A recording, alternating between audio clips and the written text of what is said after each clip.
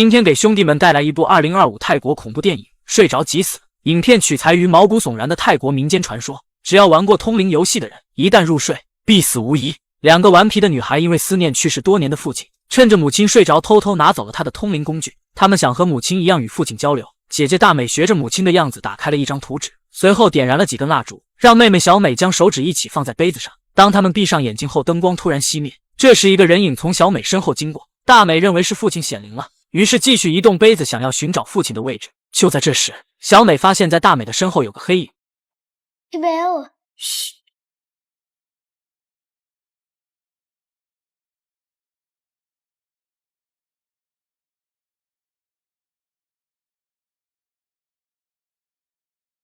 Bell， 下一秒，母亲出现，快速拉开了小美。另一边的大美就像是着了魔一般，母亲一直呼唤着她的名字，终于将她唤醒了过来。随后将通灵工具拿了回去，并抱怨两个孩子擅自拿她的东西。就在母亲离开后，小美转过头来，发现姐姐脸色大变。时间一晃过了20年，小美已经长大成人。如今的她不再像小时候那样灵动可爱，而是一个画着烟熏妆的黄毛丫头。小美经常会梦到她和大美通灵的那一晚，这也成为了她的童年阴影。这天，她找到当地有名的女巫帮忙，女巫给她算了一卦，告诉小美有个灵魂一直跟着她，似乎想要从她那里得到一些什么东西，但具体是什么，女巫也无法得知。心神不宁的小美找到了大美，并将自己的日记本交给了对方，希望能得到她的帮助。大美见状，便将她带到了派对上，想通过派对让她放松心情。虽然派对现场气氛浓烈，但小美却丝毫不感兴趣，依旧心事重重的样子，甚至还在舞池中看到了阿飘的身影。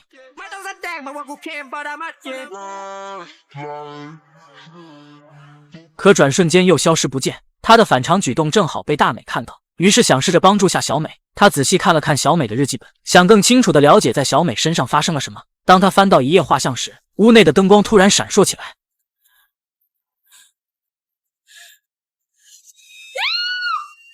大美被吓得大惊失色，她赶紧询问小美日记本里的画像是谁，但小美却反问大美：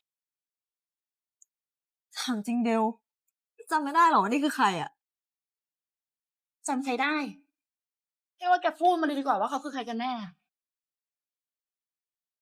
与此同时，卷毛在地上发现了小美的背包，于是好奇地将其打开，发现竟是个通灵工具。卷毛顿时来了兴趣，叫上众人决定要玩一次捉鬼的游戏。他先给大家做了个榜样，率先使用了通灵工具。他将手指放在了杯子上，开始移动，瞬间脑海里出现了诡异的画面。随后卷毛突然面部狰狞，边上的一群人看到纷纷都紧张起来。很快通灵仪式结束，卷毛恢复了意识，他笑哈哈地告诉大家，这个游戏好玩又刺激。紧接着几位不知死活的年轻人便一一加入了进来，他们都以为这只不过是一场游戏，殊不知这场派对将是他们最后的狂欢。每个使用过通灵工具的人已经被死神紧紧缠住。这时小美赶了过来，怒斥他们不该动她的东西，并告诉他们很有可能导致生命危险。可这群年轻人却不以为然。派对结束后，男孩阿杰回到家后开始精神恍惚，身为警察的父亲严厉地指责了阿杰，但阿杰却丝毫没有听进去。到了第二天，正在上课的阿杰突然变得极其的焦虑，脸上的汗水就如同被大雨淋过，随后不自觉地睡了过去。下一秒，阿飘出现在他的身边。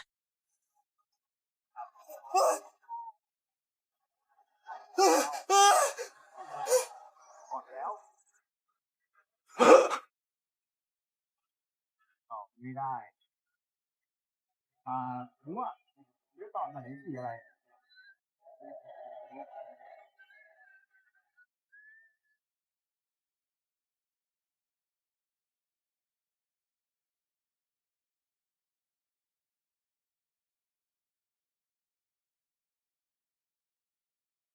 就这样，阿杰活生生把自己撞死。此时老师听到动静赶了过来，没想到进来的是女巫，她正在学校兼职音乐老师。她检查了下阿杰的尸体，从衣服口袋里摸到了一张塔罗牌，随后在一旁看到阿飘坐在阿杰的座位上。另一边的卷毛此刻也正在被阿飘折磨。正当他想要解压时，阿杰的父亲找到了他，并恶狠狠地给了他一脚。他对着卷毛拳打脚踢，因为他怀疑阿杰的死与卷毛有关。卷毛被揍完才知道阿杰去世的消息。阿杰的父亲从兜里拿出了塔罗牌，询问卷毛是否知道些什么。然而卷毛却表现出一副事不关己的态度，气得对方一脚将他踹进了泳池。一旁的男孩赶紧阻止了阿杰的父亲，他表示卷毛确实跟阿杰的死无关，并把女巫推荐给了对方，他可以帮忙分析塔罗牌的意思。另一边的女巫通过塔罗牌早已察觉到了危险，她连忙通知小美要赶紧解救那晚玩通灵游戏的人，不然每个人都要领盒饭。到了晚上，男孩带着阿杰的父亲找到了女巫，此时的女巫正在夜店兼职舞女，女巫告诉他，现在的阿杰被困在灵界，他的灵魂正在四处游荡，利用通灵工具就能见到阿杰。身为警察的他虽然不太相信这种鬼话，但为了见儿子一面，还是决定尝试一下。随后，女巫开始将通灵工具摆好，示意阿杰的父亲将手指放在杯子上。随着杯子开始慢慢移动，阿杰的父亲顺利进入了灵界。他看到有不少的灵魂正在漫无目的的飘荡，于是开始呼叫阿杰的名字，而阿杰也听到了父亲的声音。就这样，父子俩终于在灵界相遇。父亲让阿杰将手指放在杯子上，他要将阿杰带回人间。可万万没想到，等回到现实世界后，阿杰的灵魂竟然附身到了父亲身上，而他父亲却被遗留在了灵界之中。两人就这样做了一次生命的交换。与此同时，大美的男友此时也被阿飘盯上。当时的他也在派对上参与过通灵游戏，现在倒在了夜店的舞池中央。等女巫赶到的时候，也在他的身上发现了一张塔罗牌。女巫似乎明白了什么，随后卷毛赶紧打电话通知大美，告诉她男友去世的消息。可没想到大美听完后非但没有伤心，反而极其的冷静。原来大美在小时候的那一次通灵中，早已和阿飘的灵魂互换，真正的大美已经被留在了灵界。此时女巫通过塔罗牌早已识破，于是女巫让小美把大美带到她的面前，两人强行将大美的手指放在了杯子上，成功将灵界的大美换了回来。小美终于见到了真正的大美，这件事也震惊了整个泰国。女巫还上了电视跟大家讲述了整个过程。然而危险并没有停止，